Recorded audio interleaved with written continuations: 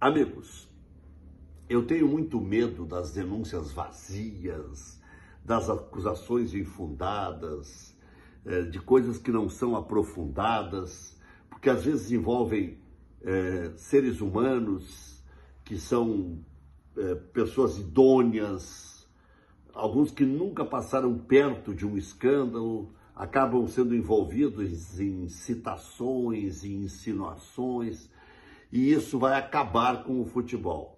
Não acabar com o futebol, mas vai tirando a credibilidade, o futebol já não tem mais aquela força de outrora, parecia que estava recuperando a força via jovens, mulheres nos estádios, mas aí surge um escândalo daqui, outro escândalo dali, uma denúncia acolá, essa história de resultados combinados e não sei mais o que, isso aí é horrível para o futebol.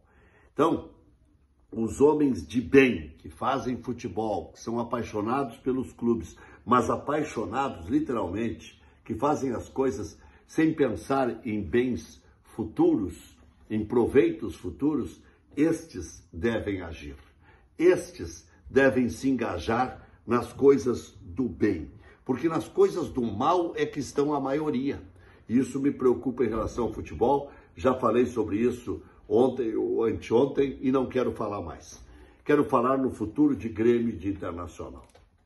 Um deve 800, incluindo aí o custo do estádio, que é o Internacional, o outro deve 500, 600, mas também tem 8 anos ainda em que tem a parceria com a Arena, que fez um bom trabalho agora nessa recuperação das enchentes, mas tem esse litígio permanente com o Grêmio e essa relação intrincada que não é bom para um lado e nem para o outro, tenho certeza disso. O bom seria viver em paz, harmoniosamente.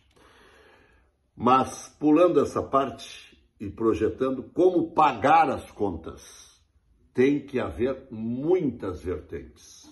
Tem que melhorar o soldo dos patrocínios, tem que melhorar o soldo da venda de produtos, tem que melhorar o faturamento com a exploração dos materiais esportivos, tem que melhorar a publicidade, o name rights, enfim, tem que a produção dos jogadores tem que fluir mais, tem que ter mais vertentes de dinheiro, muito mais vertentes de dinheiro, os patrocínios master e tudo mais. E isso em Grêmio, Internacional, Palmeiras, Fluminense, Flamengo, Corinthians, está quase todo mundo na mesma barca. E o pior é que está vertendo dinheiro. Vejam bem, o orçamento de Grêmio e de Internacional é de 500 milhões. Os dirigentes têm que se ater a gastar menos do que isso. Ah, mas só de juro a gente paga tanto, então vamos começar a aplacar os juros. Vendeu um jogador, bota o dinheiro todo lá para aplacar os juros. Entrou um patrocinador tal, pega um dinheiro na frente, aplacar os juros. Entrou o dinheiro da liga, aplacar os juros. Por quê? Senão, fica aquela história, comigo seria diferente, eu faria diferente. Aí chegam no poder e não fazem diferente. E é isso que está magoando o torcedor. Falando um pouco do dia de hoje, Tabata voltou a treinar e pode ganhar uma chance no time do Internacional no lugar do Gabriel Carvalho. Sim, senhor, para ter mais profundidade. O Tabata teria ajeitado o time do Internacional e ficou essa memória do começo de como o Inter passou a fluir.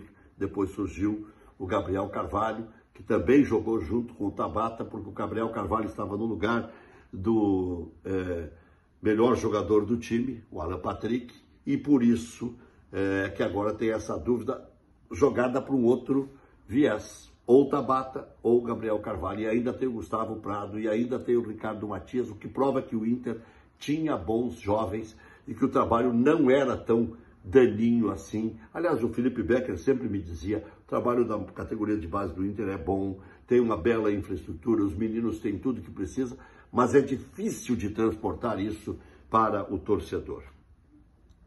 O Inter tem dúvidas para o Grenal, o Rohel não foi julgado, Borré ainda carece de uma confirmação e Fernando é um mistério. No que diz respeito ao Grêmio, quero começar com a notícia do arquivamento do processo contra o Alexandre Mendes, que deve retornar às atividades. As autoridades entenderam que não havia prova suficiente para condená-lo ou para continuar o processo e, por isso, mandou arquivar.